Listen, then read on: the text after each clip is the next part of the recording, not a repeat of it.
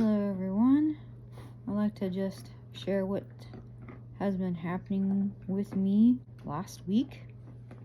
My male cat got scared because my dog is jealous. She got up to come over, and my cat, I was picking him up to put him out of a room and close the door. I didn't want him in that room. And the room was still open. My dog got up, scared the cat. The cat turned back on me to try to get away. He wasn't attacking me, he was just scared and trying to get away, and this is what happened.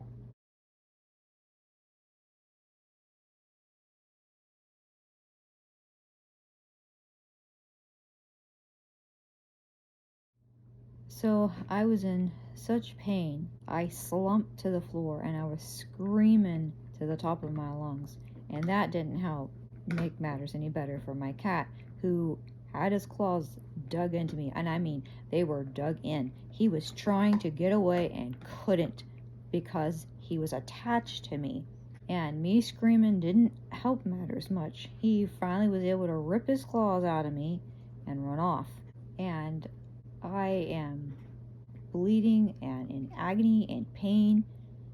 I had my son help me make it to the bathroom. Luckily he was home that day, and he got me a fresh towel. I wrapped my hand and my arm in it, and I laid on the floor because I felt like I was going to pass out.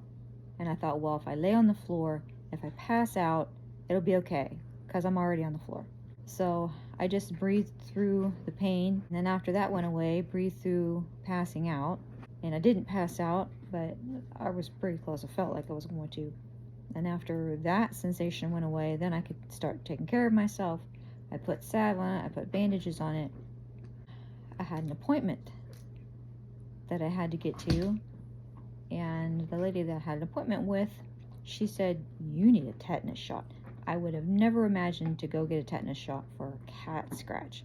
At that time, it was just a bunch of scratches. The pain was gone. I had put bandages and medicine on myself. It was fine. Well, later that day, it started to swell.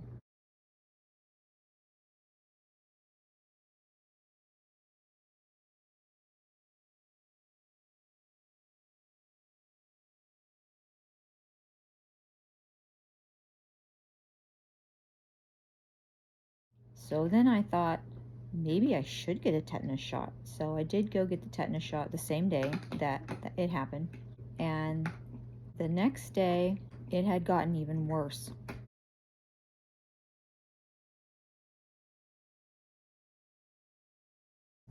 I went to one of those mini clinics, and they took one look at my hand and said, "Oh, honey, we have to send you to the ER."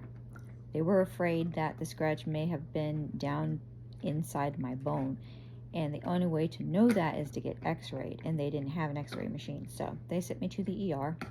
The ER took me in, x-rayed. There was no nail down into the bone, so that was good.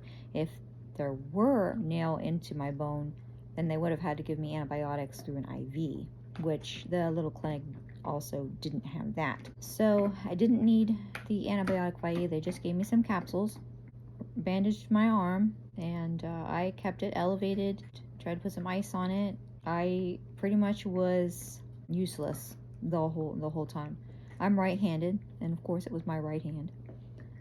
And I'm trying to do stuff with my left hand, but I couldn't hardly do anything. My family helped me. It wasn't for them, my house would probably be dirty, and I probably wouldn't have anything to eat. So I thank them for helping me. Today is a week and 2 days since it happened, okay? And I can only bend my finger this much. My 3 other knuckles and fingers are good. They're fine, and my thumb is good. Just this, I can't quite bend it all the way out. And I'm looking it up, and it said it might take a couple of weeks to a month for that to totally heal. Cat scratch fever exists, people. I thought it was a myth. It's not a myth. But they said it wasn't necessarily anything that the cat had.